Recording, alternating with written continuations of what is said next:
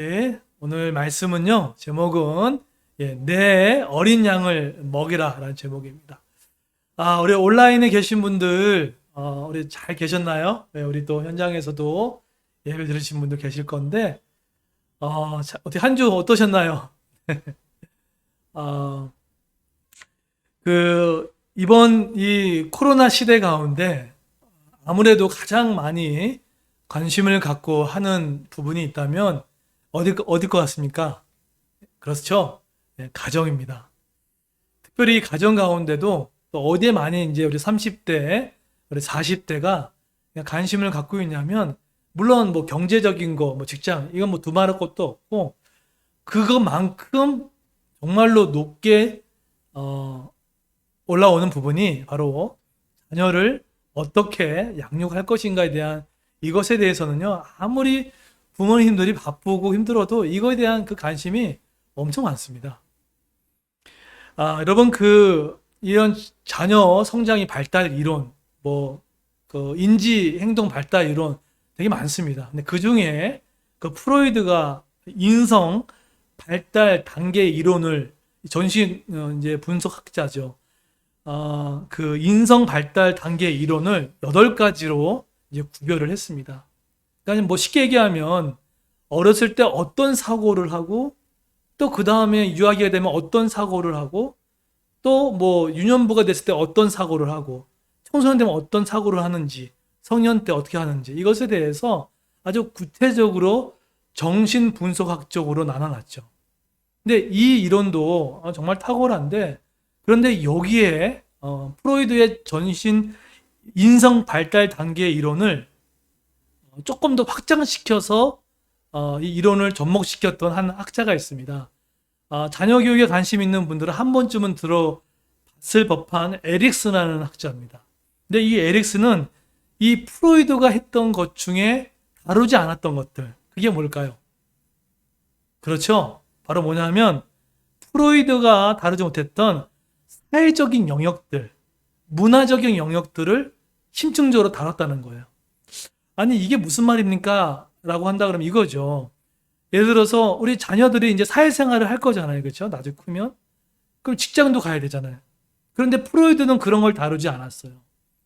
어떻게 직장 안에서 사회적으로 해서 문화적으로 그때 어떤 사고를 하고 어떤 행동을 해야 되는지 이거에 대해서 아주 발달 단계 이론을 잘 마련했던 그 학자가 바로 에릭슨이라는 학자입니다.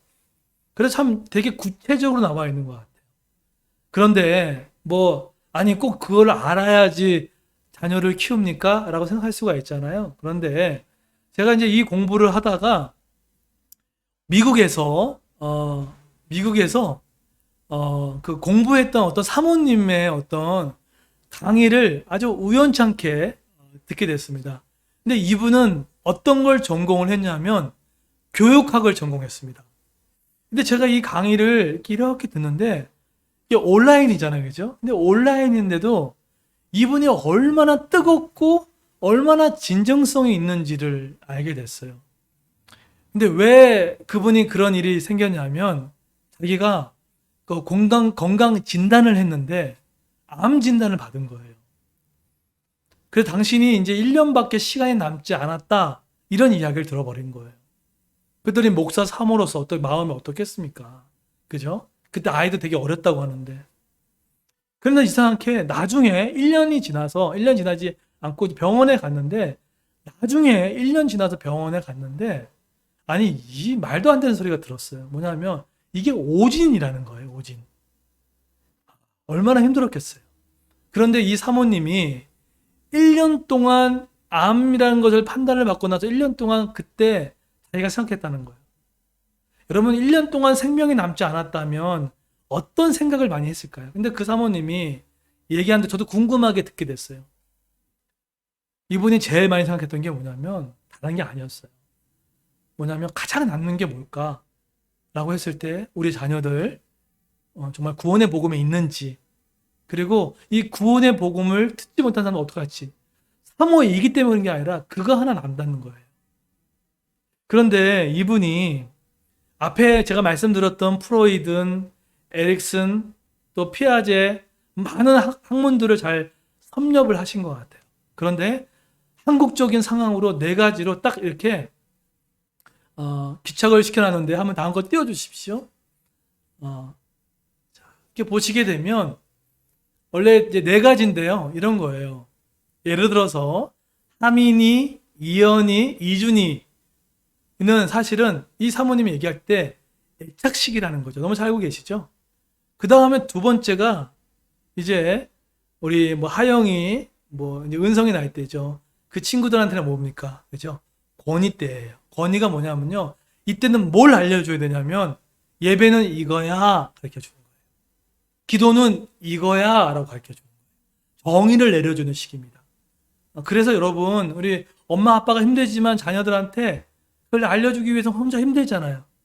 그래서 예배 안에 모든 것이 다 담겨져 있는 거예요. 예배는 이론으로 듣지 않아도 예배하는 법도 알고요. 기도하는 것도 알게 되고 찬양하는 것도 알게 되고 헌금하는 것도 알게 되고 또 이렇게 전도하는 것도 예배 안에서 모든 걸 알려주는 것이라는 거죠. 그때는 이렇게 알려주는 거예요. 자, 그러면 시온이나 서인 아이 때는 뭘까요? 그렇죠. 바로 쌍방향 대화를 할 때라는 거죠. 이렇게 얘기를 합니다. 그러고 나서 떠나보냄. 그 다음 독립 시기예요. 이제 희성이가 이제 조금 더 있으면 독립의 시기가 되는 거죠. 아니, 이거 무슨 강의도 아니고 뭐 이렇게 얘기합니까? 라고 하는데 그렇지 않습니다. 여러분, 영적인 단계도 이 단계랑 거의 흡사해요. 영적인, 보세요. 하나님과 처음 만났을 때 여러분 어떡합니까? 애착이에요. 뜨겁잖아요. 정말 하나님밖에 보이지 않아요. 그죠? 근데 거기에 머물면 안 돼요. 그 다음에 뭘 하죠? 복음 기초학교를 통해서 뭘 알려줬죠? 예배가 이겁니다.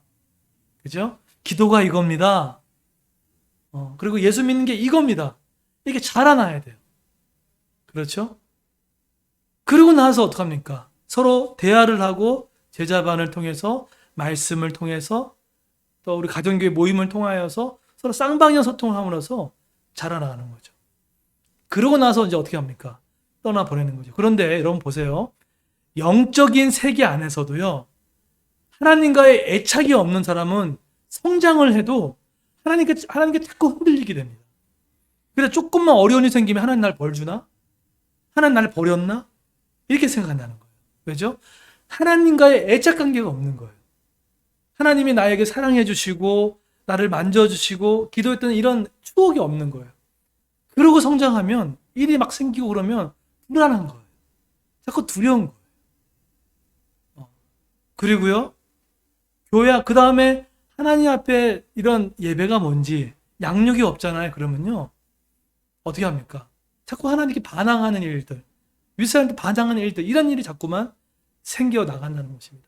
그래서 여러분의 가정은, 여러분의 자녀는 지금 어디에 와 계십니까? 여러분의 남편은 어디에 와 계십니까? 또 이 예배를 드리고 있는 여러분들은 지금 어느 단계에 와 계십니까? 잘 보셔야 돼요. 그러면 이것은요, 우리 교회도 어디에 와 있는지를 보면 알 수 있어요. 우리 교회가 어디 와 있을 것 같으세요?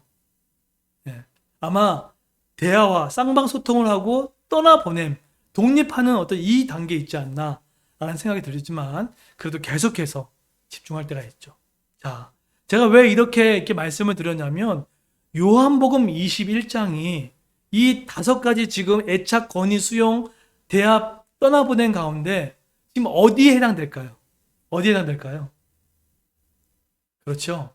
예수님께서 지금 떠나보냄의 시기에 여기 서 있는 겁니다. 여러분 보세요. 다음 거 한번 띄워주시겠습니까? 요한복음에 보시게 되면 1장부터 21장이지 않습니까? 거기에 보게 되면 아까 말씀드렸던 애착, 권위, 그 다음 뭐죠? 수용, 대화, 떠나보냄, 이 단계로 요한복음 1장부터 21장 한번 읽어보십시오. 예수님이 예를 들어서 베드로를 딱 샘플링 해가지고 하게 되면 베드로의 삶이 이 5단계로 가는 것이 아주 흡사하게 할 수가 있어요. 그렇죠? 베드로의 삶 가운데 어떡합니까?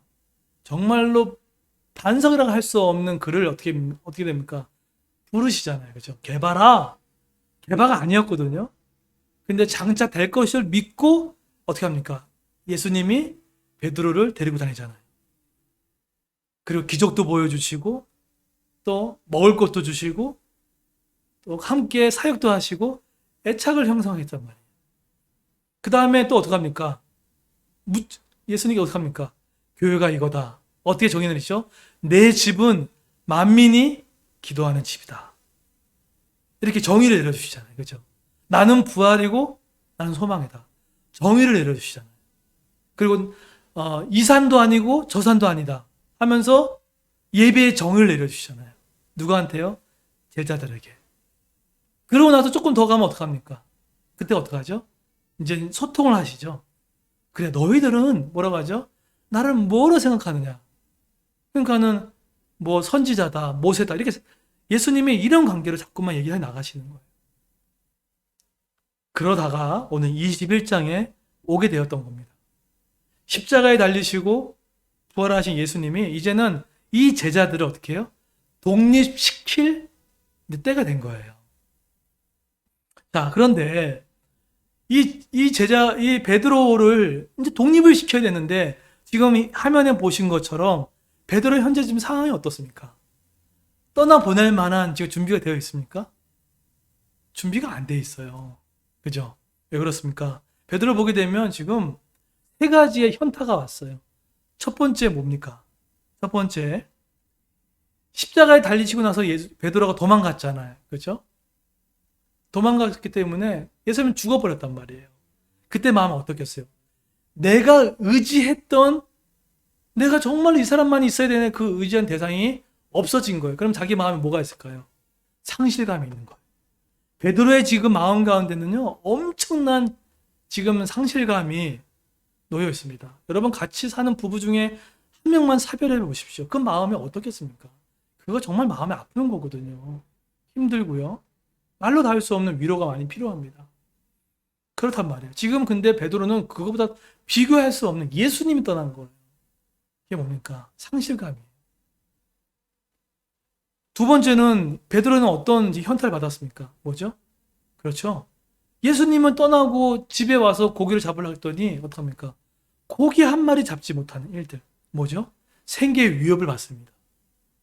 내가 지금 직장 가서 돈을 벌어야 되는데 실적이 나오지 않고 내가 장사를 하는데 또 돈을 벌 수 없는 상황이 자꾸 생기고 베드로가 꼭 그랬어요. 예수님의 생각은 이제 베드로를 떠나보내야 되는데 베드로는 어떤 상황이라고요? 그냥 내 상황이 지금 그런 거예요. 너무 바쁘고 뭔가 열매도 없고 엄마라면 맨날 육아에 쳇바퀴 돌리는 느낌 받고 그렇다는 거예요. 이게 두 번째 현실 타격을 받고 있는 베드로의 상황이에요. 세 번째 뭡니까? 수치감에 지금 시달리고 있었죠. 내가 그렇게 예수님 따른다고 했는데 어떻게 했죠? 도망치다니. 내가 물을 걸어가면서 예수님 붙잡으려고 했을 정도로 믿음이 있었는데 이게 뭐야? 아마 그 수치감이 엄청 올라오지 않았을까라는 생각이 들어요. 여러분 지금 이러한 상황들이 우리 지금 한국 교회, 우리 교회 모습이 아닐까요? 지금 교회가 그러지 않습니까? 예수님 잘 믿겠다고 했는데 코로나 터지니까 예배가 느슨해지고요.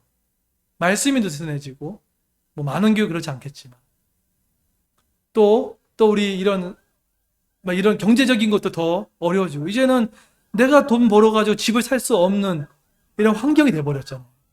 그런 경제적인 어려움도 생기고 그리고 말할 수 없는 나의 수치감도 있고 내가 또 죄 지었네? 또 잘못했네? 뭐하러 믿어? 이런 마음들 아마 이것이 베드로가 느꼈던 상황이 교회도 느끼고 있고 여러분이 느끼고 있지 않나 라는 생각이 들어요. 그런데 저의 설교의 의문점은 뭐냐면 이거였습니다. 요한복음이 끝나고 나면 무슨 성경이 등장합니까? 그렇죠. 사도행전이란 말이에요.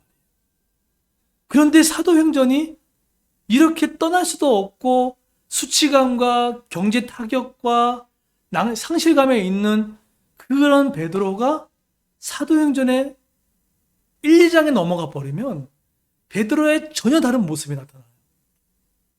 저는 거기에 대해서 궁금함이 생긴 거예요. 야, 예수님이 베드로를 어떻게 떠나보냈을까? 독립을 시켰을까? 그게 생각이 들었습니다. 자, 오늘 그런 상황 가운데 오늘 본문에 들어갔으면 좋겠어요. 자, 한번 말씀을 이렇게 보시게 되면, 자, 다음 거 한번 띄워주시겠습니까? 자, 아니요. 그 전 거. 다시 한번 띄워주세요. 그 전 거요. 네. 아니요. 그 전 거. 자, 이렇게 보시게 되면, 자, 이제 집중해 들어보십시오. 여러분, 제가 한번 여쭤볼게요. 퀴즈 하나 낼까요? 예수님 부활하고 나서 가장 먼저 나타난 사람이 누구였습니까? 누굴까요? 예수님 부활을 처음 만났던 사람이 누구였을까요? 여잔가요? 남잔가요? 여자죠? 네, 누굴까요? 네, 막달라 마리아입니다. 그리고 또 누구한테 나타났을까요? 누굴까요? 남자일까요? 여자일까요? 남자죠. 누구죠? 두 명의 제자예요. 도망친 제자. 여러분 잘 보세요. 제가 지금 요한복음에서 사도행전 넘어가는 베드로, 이렇게 망가진 인생의 베드로가 사도행전에 넘어갈 수 있는 힌트를 제가 지금 잠깐 드렸어요. 뭐죠? 부활하시고 나서 예수님이 막달라 마리아에게 찾아가시고 두 명의 제자에게 타고 나왔어요. 막달라 마리아는요, 증인이 될 수가 없어요. 여자의 신분은 정말 바닥이었기 때문에 증인이 될 수가 없어요. 그런데 예수님이 마리아를 찾아갔어요. 그리고 두 명의 도망친 제자들에게 찾아갔습니다. 여기에는요, 하나님의 나라의 원리가 있는 거예요. 우리가 생각할 때 예수님께서는 힘이 세고 능력이 많고 지혜롭고 똑똑한 사람 불러다가 하나님의 일을 하실 것 같지만, 오히려 하나님의 나라는 정말로 자기가 지극히 죄인이고 정말로 실패투성이고 정말로 인격도 형편없고 그런 실패한 모든 그 인생들을 하나님은 찾아가신다는 거예요. 하나님의 나라는요, 강한 자가 이끌어가는 게 아니라 하나님께서 그만큼 연약한 존재를 통해서 하나님이 일하심을 보여주는 그들이었어요. 여러분, 저는 이 스토리가 구약에 나타나잖아요. 노예 민족이었던 이스라엘 백성들을 택하시잖아요. 왜 택하실까요? 하나님이 드러나기 위해서. 여러분, 많은 사람들 중에 왜 여러분을 택하셨습니까? 왜 택하셨을까요? 사랑해서 택한 것도 있어요. 물론이와 우리가 정말 부족하고 연약하고 아는 것도 없고 지혜롭지도 못하고 성격도 좋지 못하고 정말 우리가 감춰둔 죄악이 있을 뿐이지, 드러나면은 아마 우리도 이 포토라인을 쓰게 되면 여지없는 죄인이거든요. 근데 왜 선택했을까요? 지극한 우리를 통해서 우리가 드러난다? 아니요. 우리는 그냥 먼지처럼 드러나지 않아도 우리를 통해 하나님이 드러나시는 거예요. 거기에 너무 좋은 대상이 우리이기 때문에 하나님은 그 지푸라기 같은 우리를 데려다가 하나님의 일을 하심을 보여주기 위함인 거예요. 그래서 강하려고 되지 마십시오. 하나님, 제가 강자가 되겠습니다. 되지 마십시오. 강자가 되기보다는 하나님의 은혜의 작은 자로 서 있는 것이 중요하지 않을까, 그런 생각이 듭니다. 자, 그런데 이런 부분 가운데 예수님께서 그러면 어떻게 이제 베드로에게 가시죠. 그런 다음에 15절 16절에 보시게 되면 예수님이 이제 이렇게 말씀하십니다. 생계 유혹과 낭패감과 또 그런 수치감에 시달리고 있는, 죄책감에 시달리고 있는 베드로한테 이렇게 갑니다. 뭐라고 하죠? 한번 읽어볼까요? 15절 한번 읽겠습니다. 여러분 온라인에서 한번 읽어볼까요? 현장에서 한번 읽겠습니다. 시작. 그들이 저가 예수께서 시몬 베드로에게 이르시되 요한의 아들 시몬아, 내가 이 사람들보다 나를 더 사랑하느냐 하시니 이르되 주님 그러나이다. 내가 주님을 사랑하는 줄 주님께서 아시나이다. 네, 지금 예수님께서 가장 요 말하기 전에 첫 번째로 예수님께서 얼마나 은혜의 하나님, 배려 하나님인지 그렇게 실망감과 수치감과 정죄감에 시달리고 있는 베드로에게 네가 나 사랑하냐? 라고 먼저 묻지 않으셨다는 거예요. 가장 먼저 물어보셨던 게 뭡니까? 고기 잡은 게 있느냐? 무슨 뜻입니까? 하나님은요, 나의 영혼의 구원도 관심 있지만 지금 닥쳐 있는 현실적인 문제에 대해서도 하나님은 우리에게 말을 걸어오신다는 거예요. 괜찮니? 우리의 경제의 사정과 우리의 삶의 사정들을 하나님이 너 고기 잡았니? 물어보신 거예요. 그리고 금을 던져라 라고 하면서 그 경제적인 문제 하나님 풀어주세요. 그 다음에 두 번째로 내가 너를 사랑하냐라고 하셨습니까? 그렇지 않죠. 두 번째로 뭘로 왔습니까? 와서 조반을 먹어라. 이게 뭐죠? 유대인의 문화 가운데 같이 식사를 한다는 게 무슨 뜻입니까? 그죠? 서로 인격을 나누겠다는 뜻이에요. 그럼 지금 뭘 풀어주고 있는 거죠? 너의 수치감에 시달리고 있고 너의 죄 때문에 죄책감에 시달리고 있는 베드로의 마음을 어루만지면서 같이 조반을 먹으면서 괜찮아. 넘어질 수 있어. 괜찮아. 내가 너 때문에 죽었는 걸. 라고 하면서 그 마음의 것들을 어루만져 주세요. 관계 회복을 시켜주세요. 예수님 너 이거 이제 양 먹여 먼저 하지 않으셨다는 거예요. 이런 부분적인 경제적인 거, 삶의 이런 모든 부분들을 관계적인 것들을 풀어주시고 나서 그 다음에 15절에 나온 겁니다. 시몬아, 너 나 사랑하느냐? 그때는 베드로가 앞에 있는 것들이 마음이 풀렸잖아요. 그렇죠? 우리 인간이 그럽니다.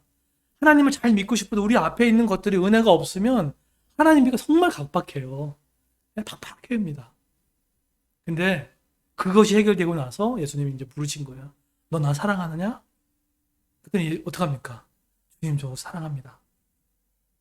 마음이 많이 풀렸죠? 근데 예수님이 이제 한 발짝 나가는 거예요. 독립의 시기를 선포합니다. 그러면 내 양 먹여라. 한 거예요. 내 양을 먹여라. 16절 볼까요? 또 어떻게 합니까? 주님 두 번째도 똑같이 물어봐요. 시몬아 너 나 사랑하니? 했더니 뭐라고 합니까? 주님 그러하나이다. 똑같이 물어봅니다. 그럼 내 양을 사랑하느냐? 내 양을 치냐? 뭘 지금 얘기하는 겁니까? 그렇죠? 경제적인 문제가 좀 해결이 됐니? 마음의 죄책감과 수치감이 많이 해결됐니? 그러면 이제는 내가 맡겨진 그 일들을 네가 하기를 원한다. 뭘 회복시켜 주는 겁니까? 베드로에게 사명을 지금 회복시켜 주는 거예요. 그런데 여러분 여기서 중요한 함정이 있습니다. 자, 이제 내가 하나님 나에게 예수님 나에게 이제 사명을 주셨다. 여기 땅 하고 사명을 감당하는 것 할 수도 있죠.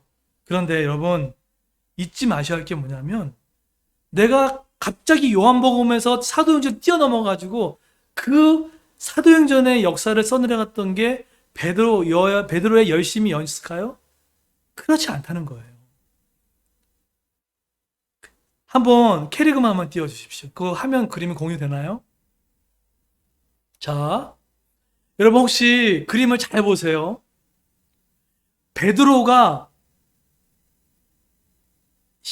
베드로도 나중에 순교했잖아요. 그죠? 근데 어떻게 이렇게 배신도 많이 하고 죄책감과 수치감에 시달렸던 이 베드로가 어떻게 그런 엄청난 일을 감당했는지를 보게 되면 캐리그마와 디다케 이 부분이 명확했기 때문이에요. 자, 캐리그마가 뭐냐라고 보게 되면 이 도표는 C.H. 도드라는 엄청난 신학자가 있습니다. 근데 그분이 캐리그마와 디다케를 나눴어요. 여러분 캐리그마 하면은 뭡니까? 캐리그마는 때로는 선포란 뜻이 있어요. 선포된 복음, 뭐 그런 뜻이 있습니다.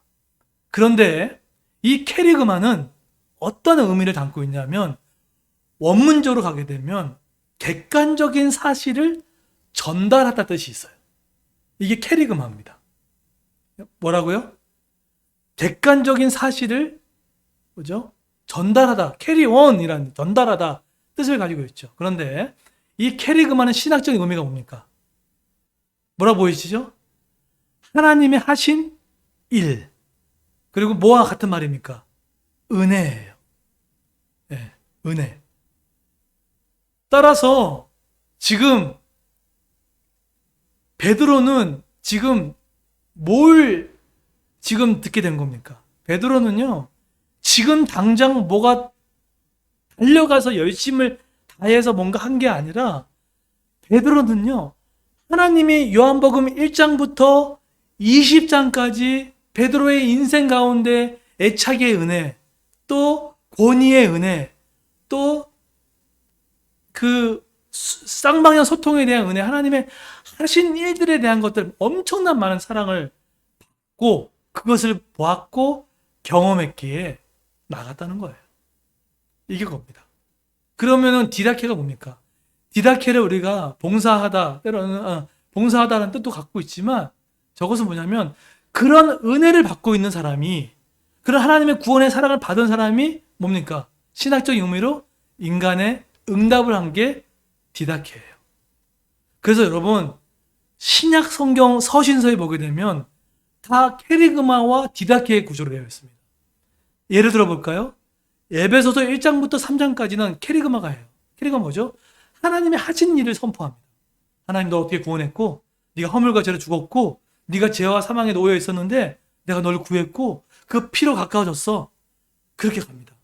로마서도 볼까요? 1장부터 8장까지는 앞에 있는 하나님의 일을 얘기합니다. 네가 말할 수 없는 죄인이었는데 내가 믿음으로 말미암아 의롭게 되었어. 그 다음부터 어떡합니까? 9장 11장부터 12장부터 이렇게 살아야 돼. 이게 신약 성경의 거예요. 그렇다 그러면 여러분, 내가 하나님에게 응답하는 일, 하나님께 사명을 하는 일은 나의 열심을 하는 겁니까? 그것도 표현하지만 먼저 집중해야 될 게 뭘까요? 그렇죠. 하나님이 나에게 하신 일이 무엇인지, 또 은혜가 뭔지, 이거에 집중하는 거예요. 그래서 제가 아까 우리 예배 전에 뭘 집중하자 그랬죠? 은혜에 집중하자고. 여러분, 은혜 없이 제가 뭐 하자고 한번 해보십시오. 막 부담스러워요. 어저께 이제 며칠 전에 이제 아내랑 같이 이렇게 이제 밥을 먹고 나서 이제 이런저런 이야기 하다가 아내가 저한테, 우리 자몽 사모님이 저한테 그런 얘기 하시더라고요. 여보, 당신 설교에 주어가 빠졌어 그러더라고요. 주어가. 무슨 말인가 하면 내가 어떻게 기도했어라는 것보다 나는 없어지고 하나님이 주어가 됐다는 의미예요. 은혜라는 건요, 내가 자꾸 사라지는 거예요. 은혜라는 것은요, 내가 점점 작아집니다. 근데 그게 많이 옅어졌다는 거예요. 제가 되게 듣기 좋더라고요. 그리고 이제 아내가 이런 얘기 하더라고요. 설교가 되게 편안해졌어 얘기하더라고요. 뭔가 이렇게 마음을 편안하게 들을 수 있어라고 그 이야기를 하더라고요. 그게 뭘까요? 내 열심히, 내 노력을 뛰어넘는 하나님의 은혜가 들렸다는 이야기였죠. 하나님이 하신 일들. 그래서 여러분, 예일대학교에 아주 유명한 교수님 하는 말이 이런 얘기합니다. 하나님을 사랑하십시오. 이웃을 사랑하십시오. 이 이야기는 맞는 말이지만 틀린 말일 수도 있다는 거예요. 무슨 말이냐면요, 그 전에 뭐가 전제됩니까? 그죠? 하나님이 나 같은 죄인을 살리신 그 은혜가 있어야 하나님을 사랑할 수 있고, 그 은혜가 있어야 뭐죠? 그 은혜가 있어야 이웃을 사랑할 수 있다는 거예요. 그러면 맞더라고요. 그 말이 맞아요. 하나님의 은혜가 있어요. 그래서 여러분, 지금 화면에 보신 것처럼 복음을 선포한다는 건 하나님의 하신 일을 말하는 겁니다. 그리고 그게 은혜라고 표현합니다. 같은 말이에요. 그래서 왜 성경을 읽어야 됩니까? 왜 우리 성경 필사를 해야 됩니까? 왜 큐티를 해야 되죠? 성경 안에 하나님이 하신 일들이 많이 있잖아요. 그죠? 하나님 이렇게 하셨구나.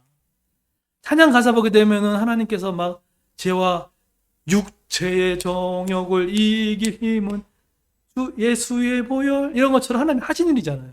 그러니까 마음이 편해지는 거라는 거죠. 그래서 그런 것들을 우리가 기억하고 나갔을 때 비로소 우리가 감당할 수 있고 할 수 있다는 거예요. 여러분, 우리 부모가 계십니까?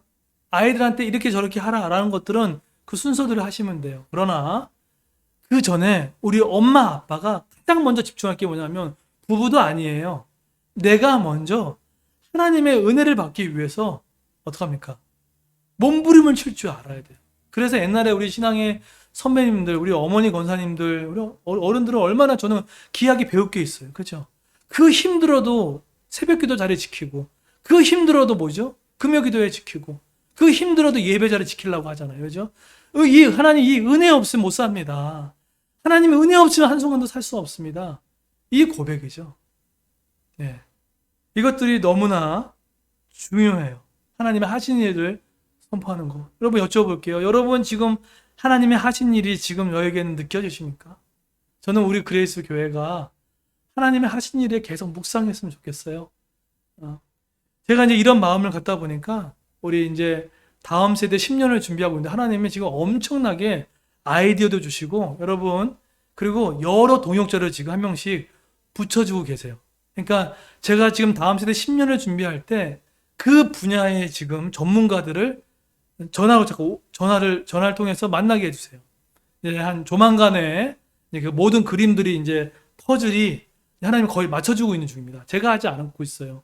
여러분이 기도 많이 해주셔가지고 그 퍼즐이 점점점 맞춰지고 있습니다.